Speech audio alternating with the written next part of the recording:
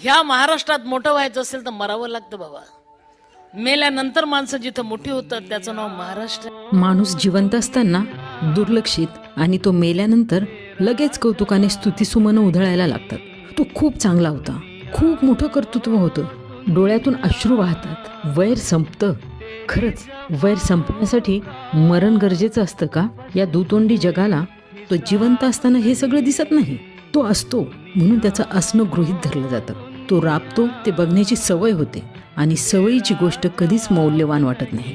दुसरं म्हणजे जिवंतपणी माणूस बोलतो, प्रश्न विचारतो, अपेक्षा ठेवतो, म्हणून तो त्रासदायक वाटतो.